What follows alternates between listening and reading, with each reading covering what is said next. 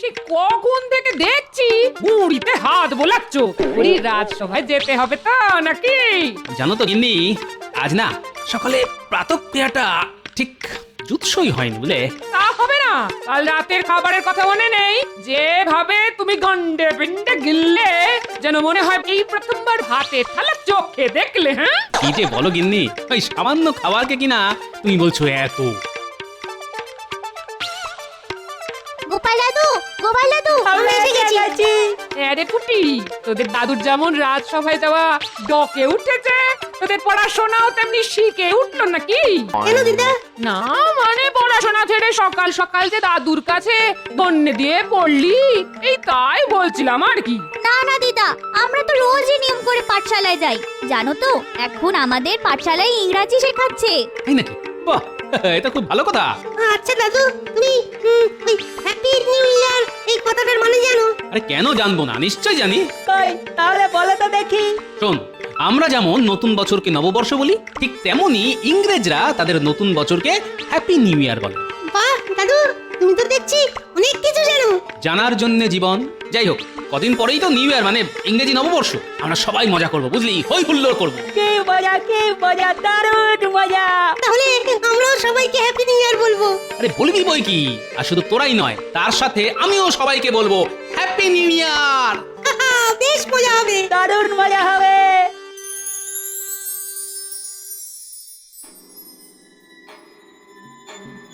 এ কি মহারাজ, আজ যে আপনাকে বড় চিন্তিত দেখাচ্ছে। হ্যাঁ মন্ত্রী, তুমি ঠিকই ধরেছ।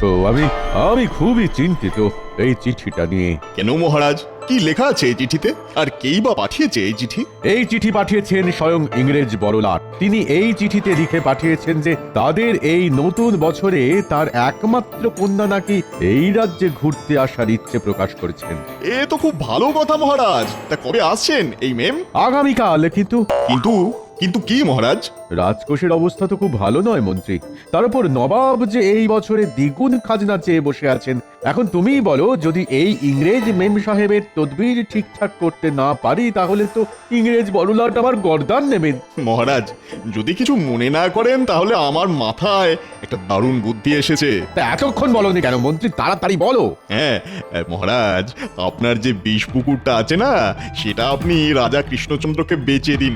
তুমি কি বলছো মন্ত্রী? তুমি তো খুব ভালো করেই জানো যে ওই বিষ পুকুর এক অভিশপ্ত পুকুর। যেখানে একবার কেউ পা দেয়, সে তো আর ফিরে আসে না। সেই জন্যই তো বলছি মহারাজ, আপনি একবার ঠান্ডা মাথায় ভেবে দেখুন। ওই পুকুর তো আপনার এমনিতেই অব্যবহারযোগ্য। যদি ওই পুকুরটা আপনি একেবারে বেচে দিতে পারেন, তাহলে একদিকে যেমন আপনার অর্থ সংকট কমবে, ঠিক তেমন অন্যদিকে এই ইংরেজ মেমের অতিথি আপ্যায়নের খরচও খুব সহজেই আপনি জোগাড় করে উঠতে পারবেন। এটা কিন্তু মন্দ বলনি। কিন্তু মন্ত্রী, যদি কৃষ্ণচন্দ্র কোনোভাবে বিষ পুকুরের আসল রহস্যের কথা জেনে যায়? আমরা জানালে তবে তো জানবে মহারাজ। হ্যাঁ, তাহলে আজই আমি আমার প্রস্তাবটা চিঠিতে কৃষ্ণচন্দ্রকে জানিয়ে দিই। প্রণাম মহারাজ। খাম্বাজরাজ আপনার জন্য এই বিশেষ পত্রটি পাঠিয়েছেন। তাই বুঝি? কই কই দাও দেখি। তাহলে মহারাজ, এবার আমাকে আজ্ঞা দিন। হ্যাঁ হ্যাঁ, এসো এসো। মন্ত্রী, আম্বাজরাজ লিখেছেন যে তার একটা পুকুর তিনি আমায় নাকি 117টি মোহরের বিনিময়ে বিক্রি করতে চান। বাহ, এ তো খুব ভালো কথা মহারাজ। এত কম মোহরের বিনিময়ে আপনি এত বড় একটা পুকুর পাচ্ছেন। নিয়ে নিন মহারাজ, আজই নিয়ে নিন। কিন্তু মহারাজ, আমার কাছে প্রশ্ন হচ্ছে যে খাম্বাজরাজ কেন আপনাকে এত কম মোহরের বিনিময়ে এই পুকুরটি বিক্রি করছেন? ঠিক বলেছ গোপাল, এটা তো ভেবে দেখিনি। এই যে গোপাল, তুমি কি একটু চুপ করবে? মহারাজ, ছাড়ুন তো গোপালের কথা।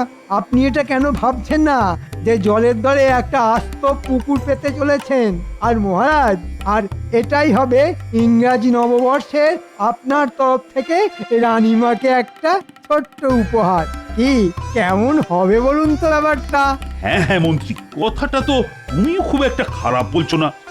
না না গোপাল, আমি ঠিক করেছি যে আমি পুকুরটা কিনবো। কিন্তু মহারাজ, কোনো কিন্তু নয় গোপাল। এই নাও মন্ত্রী, 117টা মোহর। এটা নিয়ে তুমি সোজা যাও খাম্বাজরাজের কাছে, আর বলবি যে আগামীকালই আমি আর গোপাল যাচ্ছি ওই পুকুর পরিদর্শনে।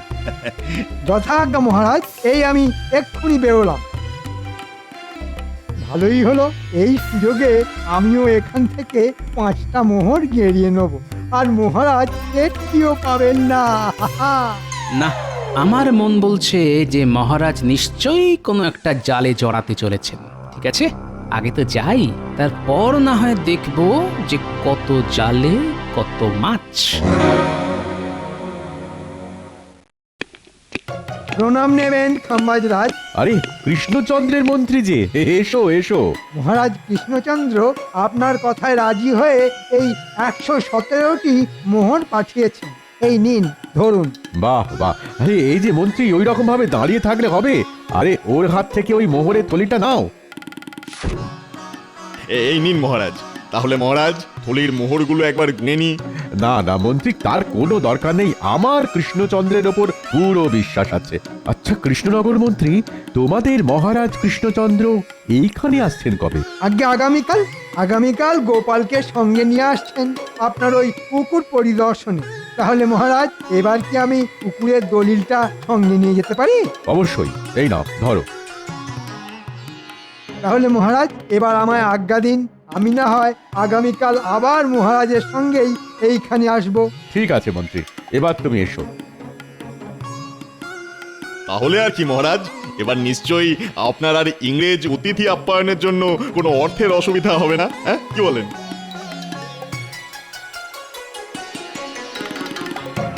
সাবধানে যাবেন মহারাজ। হ্যাঁ হ্যাঁ রানী, ও নিয়ে তুমি একদম চিন্তা করবে না।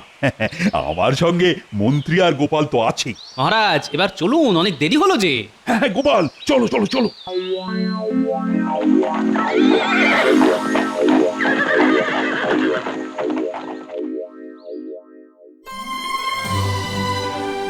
আরে আসুন আসুন আসুন মেম সাহেব আসুন। আমার কি সৌভাগ্য, স্বয়ং বড়লাট সাহেবের মেয়ে আমার রাজ্যে ঘুরতে এসেছেন। ইয়েস খাম্বাজ রাজা, আসলে আমার ফাদার আমার বাবা ঠিক করেছিলেন যে তিনি আমাদের নিয়ে এই নিউ ইয়ারে আপনার এই রাজ্যে সেলিব্রেট করতে আসবেন, বাট তিনি একটা ইম্পর্টেন্ট কাজে ফেসে যাওয়ার জন্য এখানে আসিতে পারিলেন না। I am extremely sorry for that, তাই আমি একাই আসিয়াছি। বাহ বাহ, এ তো খুব ভালো কথা। মহারাজ, শুধু কথাই বলবেন, মানে এবার অতিথিদের ভিতরে নিয়ে যাওয়ার ব্যবস্থা করুন। হ্যাঁ হ্যাঁ হ্যাঁ মন্ত্রী, আহা আমি তো ভুলেই গিয়েছিলাম। আসুন আসুন আসুন আসুন আসুন আসুন, সবাই ভেতরে আসুন।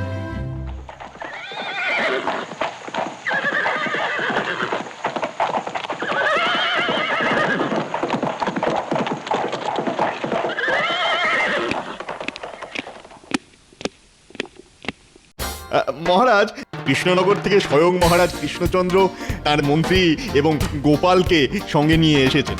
তাই নাকি? তা দাঁড়িয়ে কেন, তাড়াতাড়ি যাও, ওনাদেরকেও ভেতরে নিয়ে এসো। আহামক কোথাকার। আরে কৃষ্ণচন্দ্র যে, এসো এসো এসো। না আসলে হয়েছে কি, আপনার কাছ থেকে যে পুকুরটা আমি কিনেছিলাম সেটা দেখার জন্য এই গোপাল যা বায়না জুড়েছিল না, যে কি বলবো। তা বেশ তো, এর তো খুব ভালো কথা। কিন্তু কৃষ্ণচন্দ্র, ওই পুকুরটা যে এই মুহূর্তে আমি তোমায় দেখাতে পারবো না। কেন দেখানো যাবে না কেন? না না না না না, তেমন কিছু না, তেমন কিছু না। আসলে ওই পুকুরের জলটা তো এখন তেমন ঠিক পরিষ্কার নয়। তার উপর মহারাজ, ওই দিকটা বেশ জঙ্গল, তেমন একটা কেউ যায় না। তাই বলছিলাম কি যে না না না না, আমরা যখন ঠিক করেই এসেছি দেখবো, তখন একবার অন্তত দেখেই যাব। কি হলো, খাম্বাজরাজ ওই পুকুরটা দেখাতে চাইছেন না কেন? না, কিছু তো নিশ্চয়ই একটা গন্ডগোল আছে। ঠিক আছে মহারাজ, আপনি চিন্তা করবেন না। এনারা যখন দেখবেন ঠিক করেই এসেছেন, তখন না হয় আমি মহারাজ কৃষ্ণচন্দ্রকে খুব সাবধানের সঙ্গে ওই পুকুরটি একবার দেখিয়ে আনি। ঠিক আছে মন্ত্রী, তুমি যখন বলছো তখন যাও, তুমি না হয় ওদেরকে ওই পুকুরটি দেখিয়ে নিয়ে এসো। মন্ত্রী শোনো, সাবধানে যেও কিন্তু। তা আপনি সঙ্গে যাবেন না খাম্বাজ রাজ? না না কৃষ্ণচন্দ্র, তোমরাই না হয় গিয়ে দেখে এসো, আমি না হয় পরে যাবো খোঁজ। আর তাছাড়া ইংরেজি নববর্ষ উপলক্ষে এখানে ইংরেজ মেম সাহেব এসেছেন, তার খাতির যত্নের ব্যাপার আছে কিনা। আচ্ছা খাম্বাজ রাজ, আচ্ছা তাহলে এবার আমরা আসি।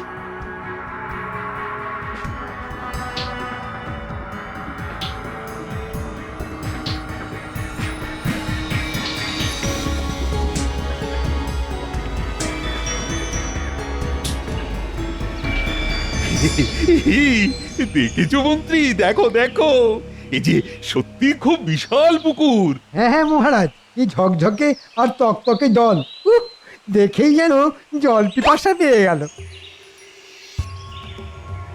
এ কি দেখছি পাশের ছোট পুকুরের জলটা কেমন হাওয়ায় ঢেউ খেলছে, অথচ এটা এত বড় পুকুর হয়েও এই পুকুরের জলটা কেমন স্থির। না, ব্যাপারটা তো কিরকম সন্দেহজনক মনে হচ্ছে। এ কি গোপাল, তুমি আবার চুপ কেন? তুমি কি এই পুকুর দেখে খুশি হওনি? না না মহারাজ, এমন কেন বলছেন?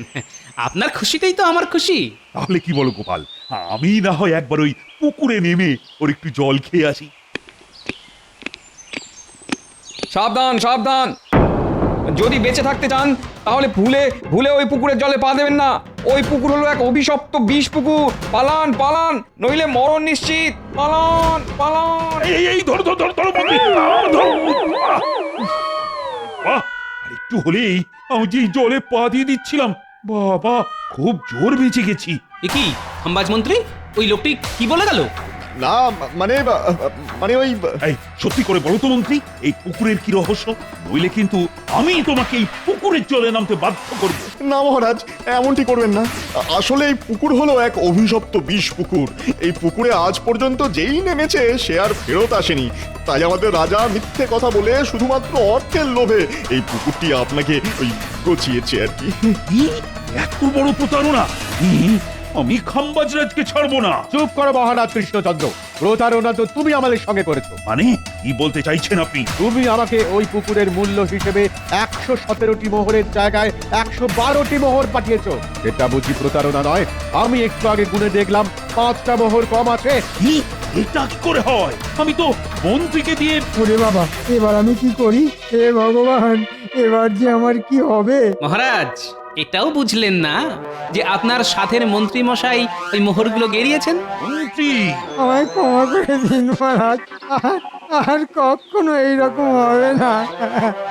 ক্ষমা করবেন খাম্বাজরাজ, আমি এর জন্য খুবই দুঃখিত। আমি যে এই মন্ত্রীকে যে কি করবো না। মহারাজ, এখন মন্ত্রী মশাইকে ছেড়ে আগে চিন্তা করুন যে এই পুকুরটি নিয়ে এখন আপনি কি করবেন। হ্যাঁ হ্যাঁ গোপাল, তুমি ঠিকই বলেছো।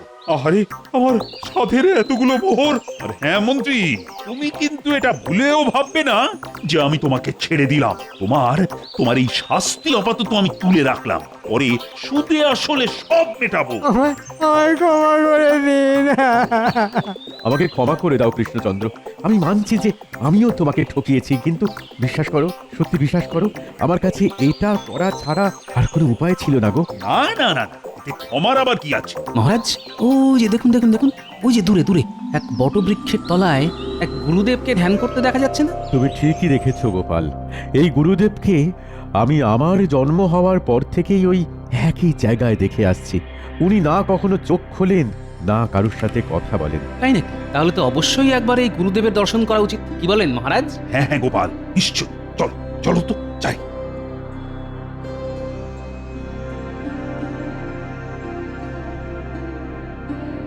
প্রণাম গুরুদেব। কি আশ্চর্য! এসো গোপাল, আমি জানতাম যে একদিন তুমি ঠিকই আসবে আমার কাছে। এ কি গুরুদেব, আপনি আমার নাম জানলেন কিভাবে? আমি সব জানি গোপাল, কিন্তু এও জানি যে তুমি এখানে কেন এসেছো। আমি তোমারই মতো একজন পুণ্যাত্মার সন্ধানে ছিলাম, আর তুমি হলে সেই পুণ্যাত্মা, আর তাই তুমি আমার ধ্যান ভেঙেছো। তাহলে গুরুদেব, আপনি যখন সবই জানেন, তখন না হয় আপনি এই বিষ পুকুরের হাত থেকে কিভাবে রেহাই পাওয়া যায় তার একটা উপায় বলে দিন। শোনো গোপাল, সেই উপায়ই তো তোমাকে খুঁজে বার করতে হবে। এই নাও, এটা ধরো। এটা নিয়ে কি করব গুরুদেব? একমাত্র এই তীর দিয়েই তুমি ওই জল রাক্ষসকে মারতে পারবে। আর একটা কথা সব সময় মনে রেখো, জলে থাকা অবস্থায় জল রাক্ষসকে কিন্তু তুমি বধ করতে পারবে না। ধন্যবাদ গুরুদেব। এবার আমি চলি গোপাল, আমার কাজ শেষ। আশীর্বাদ করি তুমি যেন জয়ী হও। What happened? আমি রাজে ঘুরিতে এসে এইসব কি দেখে দিচ্ছি? কোথায় প্রোগ্রাম হবে, সেলিব্রেট হবে? কিছু মনে করবেন না মেম সাহেব, আমি আপনাকে সব কথা খুলে বলছি। আসলে হয়েছে কি, এই পুকুরে এক বিশাল মৎস্যরূপী জল রাক্ষস আছে। যদিও তাকে এখনো কেউ তেমন ভাবে দেখেনি, তবে লোকে নাকি বলে যে এই পুকুরের জলে যদি কেউ নামে তাহলে সে আর ফেরত আসে না। ও মাই গড, হোয়াট হ্যাপেন্ড? এ কি বলিতেছেন আপনি? ঠিকই বলছি মেম সাহেব, আর এই কথাটাই আমি মহারাজ কৃষ্ণচন্দ্রের কাছ থেকে লুকিয়েছিলাম, আর তাকে ঠকিয়ে এই পুকুরটা আমিই বিক্রি করেছিলাম। আমায় ক্ষমা করো কৃষ্ণচন্দ্র, আসলে আমার না কোনো উপায় ছিল না। কাঁদবেন না খাম্বাজরাজ, কাঁদবেন না। আমি সব বুঝেছি। আমিও আপনার জায়গায় থাকলে হয়তো ঠিক এটাই করতাম। যাক বাবা, এই জল রাক্ষসের জন্য আমি এই যাত্রায় বেঁচে গেলাম। কিন্তু মহারাজ, এখন চিন্তার বিষয় হলো যে এই জল রাক্ষসকে কিভাবে ধরা যায়। মহারাজ, আমার মাথায় একটা দারুণ বুদ্ধি এসেছে। তাই নাকি গোপাল? তো বলো বলো, কি সেই বুদ্ধি? তবে শুনুন মহারাজ, আর আপনিও শুনুন খাম্বাজরাজ, আপনাকে ছিপ দিয়ে মাছ ধরতে পারে এমন বেশ কিছু দক্ষ লোক জোগাড় করতে হবে। তাদের দিয়ে কি হবে গোপাল? দেখুন মহারাজ, আমরা সেই মৎস্য শিকারীদের ছিপ দিয়ে এই পুকুরের ধারে বসিয়ে দেব সেই মৎস্যরূপী জল রাক্ষসকে ধরার জন্য। দেখেছেন মহারাজ, গোপালের কত বুদ্ধি! উনি নাকি ছিপ দিয়ে মৎস্যরূপী জল রাক্ষসকে ধরবেন। তাহলেই হয়েছে। দেখো মন্ত্রী, তুমি কি এইবার মানে মানে চুপ করবে? বলে কিন্তু আমি এখনই তোমাকে এই ছিপের বড়শিতে গেঁথে ওই পুকুরের তলে ফেলে দেবো। না না, ঠিক আছে ঠিক আছে, এই আমি চুপ করলাম। ঠিক আছে গোপাল, আমি এক্ষুনি সব ব্যবস্থা করে ফেলছি।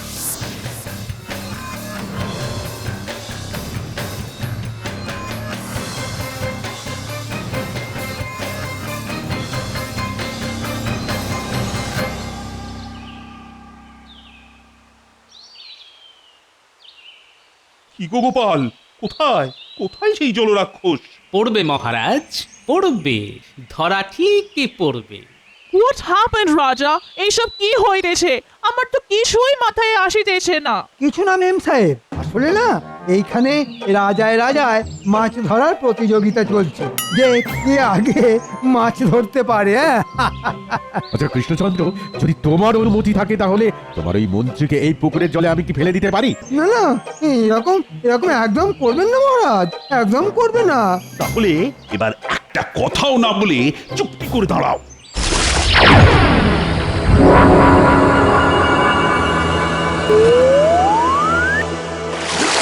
পালাও পালাও, ওরে বাবা রে, পালাও! গোপাল, এবার কি হবে? ভয় পাবেন না খাম্বাজরাজ, আমার মাথায় আরেকটা নতুন বুদ্ধি এসেছে। সেটা কি গোপাল? কি আবার ওই মানে মানে কৃষ্ণনগরে ফিরে যাওয়া আবার কি? মন্ত্রী, চুপ করবে তুমি। নইলে কিন্তু এবার আমি সত্যি সত্যি এই পুকুরের চলে তোমায় চোবাবো। না না মহারাজ, ঠিক আছে ঠিক আছে। আমার মনে হয় গোপাল, এত সহজে আমরা এই জল রাক্ষসকে ধরতে পারবো না। আমি এখনো বলছি মহারাজ, এই কাজ না এইসব গোপাল নেপালের কর্ম নয়। এই কাজ যদি আমি পেতাম না, তাহলে দেখতেন যে এতক্ষণে এই জল রাক্ষস আপনার পায়ের কাছে পড়ে মাছের মতো খাবি খাচ্ছে।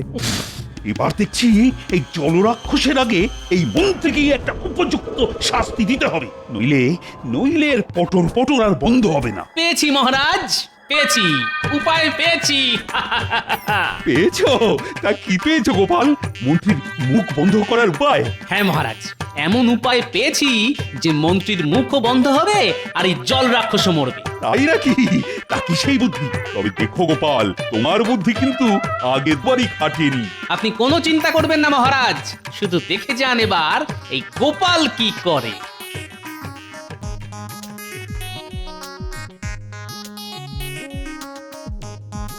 ও মা গো, এবার আমার কি হবে গো?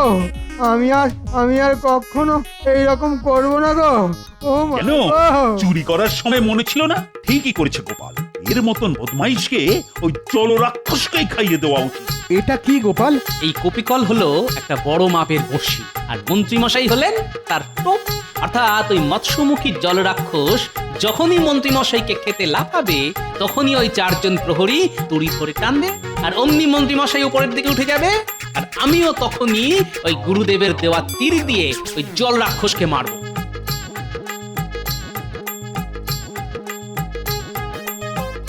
কি তাহলে তোমাদের কি করতে হবে সব বুঝেছো তো? হ্যাঁ গোপাল দাদা। তাহলে তোমরা শুধু আমার দিকে লক্ষ্য রেখো, যেই আমি চোখ মারবো আর অমনি তোমরা দড়ি ধরে টান মেরো, ঠিক আছে? ঠিক আছে। দেখো গোপাল, যেন ফসকে না যায়, কারণ যদি তুমি একবার ফসকাও তাহলে কিন্তু মন্ত্রীও চিরকালের জন্য ফসকে যাবে। হে ভগবান, এবার এবার আমার প্রাণটা যে গোপালের হাতে। দেখো ভগবান, দেখো, একটু দেখো। না না মহারাজ, আপনি একদম চিন্তা করবেন না, এই শিকার আর আমার হাত থেকে ফসকাবে না। মহারাজ, এইভাবে আমার মাছের খাবার বানাবেন না, বানাবেন না। ও মা গো, কেউ তো আমায় বাঁচাও।